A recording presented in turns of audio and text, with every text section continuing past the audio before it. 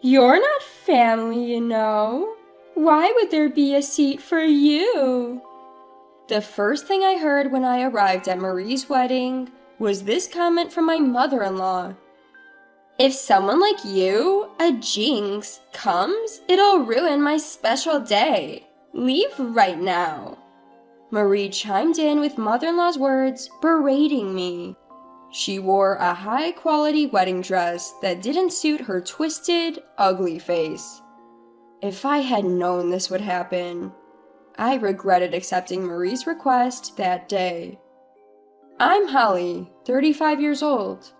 I had been spending my days getting called by my neighborhood mother-in-law almost daily. She would dump all the housework and tedious chores on me, then complain about my work. It was clear she was doing this just to harass me. Moreover, Marie, who lives with mother-in-law, is also a troublesome child. She's over 10 years younger than my husband Ned and me. When we got married, Marie was still in elementary school. Back then, her father left for heaven, leaving Marie behind. So, mother-in-law and Ned spoiled her, saying, "Poor Marie lost her beloved father." As a result, she grew up to be extremely selfish. When Marie was a child, I was the only one who scolded and advised her, thinking it was not good for her education to always do as she said. But every time, Marie would fake cry, saying, "Sister-in-law's bullying me." Then, mother-in-law and Ned would take it seriously and blame me unilaterally, saying, "How could you do such a terrible thing to a child?" After repeating such things, I gave up disciplining Marie. Moreover, my husband never cautioned mother-in-law or Marie, no matter how badly they spoke about me. On the contrary, if I showed a little weakness or complained, he would make me the villain. "Mom is teaching you a lot, Holly. You're thinking too negatively. You can't become a real family like that." Before getting married, mother-in-law was a much kinder person when we met for greetings, and so was Ned. I never dreamed that my married life would turn out like this. But everything changed when the timing of father-in-law's death coincided with my marriage to Ned. "It's your fault this misfortune happened because you married Ned. You jinx!" Mother-in-law's voice, screaming while grabbing my hair, still lingers in my ears. Of course, the timing of father-in-law's death coinciding was a coincidence, and mother-in-law's words were entirely unreasonable. However, I felt sorry for mother-in-law, who seemed to need to attack me so much, and I had no choice but to endure the harassment. But because I was patient, I got used to this situation before mother-in-law could sort out her feelings. Being called a jinx by mother-in-law became the norm, and the harassment continued. And time passed, and one day, when 22-year-old Marie's marriage was decided, mother-in-law unusually approached me in a good mood. "Your aunt runs a rental dress shop, right? I heard she deals with high-end dresses. Bring me her catalog." Why would you ask for that? I couldn't help but ask, as I had never mentioned my aunt before. "Ned told me. Marie is getting married, so you should have told us you have such connections. You're really not considerate." Mother-in-law was back to her usual sarcastic self, but showing her the catalog seems like a good idea. The dresses at my aunt's shop are all wonderful, curated under the idea of the best attire for everyone on their special day. Wearing such a dress would surely make Marie a happy bride. When I hurriedly brought the catalog to my in-laws, Marie took it, looked through it eagerly, but didn't thank me. This is lovely. Sister-in-law, borrow this dress for me. You know the owner, so it should be free, right?" "What? This is the most expensive item in the catalog. It's designed by a famous designer and uses high-quality silk. Renting it normally costs $6,000. But I don't have much money. If I rent normally, I can only afford a cheap one for $1,000. My aunt's shop has good dresses even in the lower price range. Choose something within your budget. What? You're being mean again. Both mother-in-law and Ned sided with Marie, who was pouting. Don't be stingy. Why do you think we're using your aunt's shop? Obviously, to get it for free. If we can save money on the dress, that's even better. It seemed from the start, all they had in mind was to get a high-end wedding dress without spending money. I felt like they were trampling on both my aunt's shop and my goodwill. No matter how much I refused, they wouldn't listen to me. So I had no choice but to consult my aunt, who has always been fond of me. When I explained the situation, she smiled without showing any displeasure. I'll gladly make it free for your sake, Holly, but the contract will be with the bride herself, so bring her soon. Also, you'll need a dress if you're attending the wedding, right? I'll lend you one too. What? I can't accept such generosity, especially for such high-end items. Don't worry. When you got married, my business wasn't doing well, and I've always regretted not being able to give you a proper gift. Consider this making up for that time. I really want you to wear it. Plus, if lending the wedding dress makes you look good, then there's no problem. I was touched by my aunt's kindness and decided to graciously accept her offer. Thanks to that, I started looking forward to attending the wedding. However, on the day of the wedding, I wore the dress my aunt had lent me and headed to the venue with Ned. For some reason, I was the only one stopped by mother-in-law at the reception. Ned, so glad you can make it. But why is Holly here? What? Strange, isn't it? We didn't prepare a seat for a jinx like you. Even on this joyous day, mother-in-law seemed more focused on her disdain for me than celebrating Marie. If I had an invitation, it would have been clear whether I was invited or not. But they had said, "Your family, so no need for an invitation." Wouldn't it be strange if I, as the sister-in-law, didn't attend? Well, you see, a daughter-in-law isn't family. Look at this. Mother-in-law smugly showed me the seating chart, and indeed, my name wasn't there. Unconvinced, I headed to the dressing room to confirm with Marie. Marie, sorry to bother you before the ceremony. Mother-in-law says there's no seat for me. That's a mistake, right?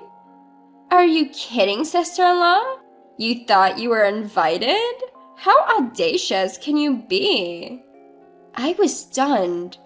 I hadn't expected that they'd actually not invite me, especially after demanding a free dress. Shocked and speechless, I returned to the reception, only to find mother-in-law and Ned had already gone inside. I had no choice but to go home alone. 2 days later, I visited my aunt's shop to return the dress. So, how was the wedding? She asked, her eyes shining. I bet you looked stunning in that dress, and the bride must have been beautiful too. Did you have fun? Tears filled my eyes at her kind words. I feel a mix of emotions, including frustration and feeling sorry for my aunt. Actually, I wasn't at the ceremony. They said I'm not family, so there was no seat for me. What? My aunt was shocked and speechless and looked at me as I wiped the tears from the corner of my eyes. My aunt hugged me tightly after whispering, "That must have been hard." The warmth of my aunt's arms made me cry even more. I didn't lend you that dress for you to be treated like this. What kind of people are they?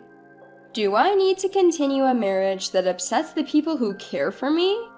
This sudden thought changed my mind. I made a decision and proposed something to my aunt. The next day, upon hearing Marie was at my in-laws, I went to see her. "Did you return the dress? It was so cute. Everyone said I looked beautiful. The ceremony was amazing. Too bad you couldn't attend." Marie, my sister-in-law who lives with my mother-in-law, is a real piece of work. "Marie, I got this from my aunt. I'm passing it on to you."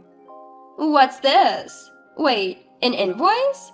For $6,000? What's going on here?" That's right. My proposal to my aunt was to bill Marie for the cost of a dress. As expected, Marie crumpled the invoice and threw it at me, yelling loudly, "You said it was free. This is a scam. If you're terrible, then your aunt is just as bad." "Marie, did you forget? The dress rental was $6,000 from the start. We did agree not to charge you, but do you remember the terms?" Marie looked dumbfounded. She was so excited about getting the dress for free that she didn't read the fine print. The agreement said to let Holly enjoy without worry. We won't charge for the dress. But you broke the terms by not even inviting me. So who's scamming who? What's wrong with sending an invoice? In fact, when Marie went to the shop to sign the contract, my aunt explicitly stated it was for Holly and wrote it in the agreement. That's why I never even dreamed I wouldn't be invited. My mother-in-law, who had been watching, glared at me. "It was supposed to be free. You should pay for it." "No way. Why would I?" Standing up to my mother-in-law, Aunt Marie takes courage.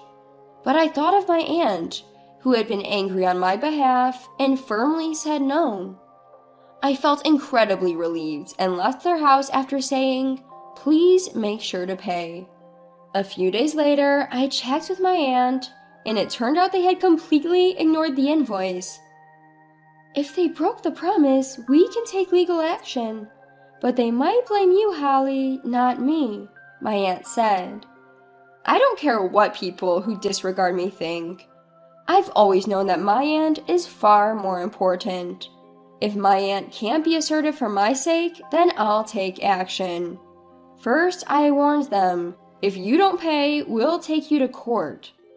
But as I feared, neither Marie nor my mother-in-law took me seriously. No matter how many times I demanded payment, it was futile. But my aunt, who had been watching all this, decided to take them to civil court. It seems that while they thought they could push me around, they weren't so tough when faced with legal authority. Marie called me in a panic after receiving the court notice. "What's this about a lawsuit? Suing your own family is insane." If you don't pay what you owe, it's possible to enforce payment through civil court. This is a legitimate process. Besides, I'm getting a divorce soon, so you're not my family anymore. I explained in a deliberately formal tone, but I could hear yelling on the other end of the line, so they clearly weren't convinced. Ignoring that, I hung up. Ned, who had been listening nearby, looked at me astonished. He never thought I'd be considering divorce. "What do you mean, divorce?" "Exactly what you heard. Let's become strangers soon," I told him. "I love you. Who's going to do the housework if you're not here? Please don't say things like that." Nothing he said moved me anymore. I was prepared to go to court to cut ties with people who were using and oppressing me. Realizing my resolve was unshakable, Ned reluctantly signed the divorce papers. I filed them and moved out immediately without telling him my new address. In all this chaos, Marie completely lost her husband's trust. She ended up getting divorced and moving back to her parents' home. Now the three of them live together, but since they had always dumped everything on me, none of them are good at housework. Their home is a mess, filled with dirty dishes and laundry. On top of that, they had to take on debt to pay for the dress. Turns out neither my mother-in-law nor Marie had any savings. especially after spending a fortune on the wedding. They had no way to prepare for the cost of the dress they thought was free. To avoid going to court, they hastily took out high-interest, sketchy payday loans. Now they're working around the clock to pay off their debt. As for me, I'm enjoying a relaxed life, far away from them.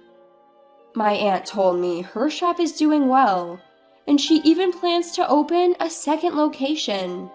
She wants me to manage it, and I'm looking forward to it.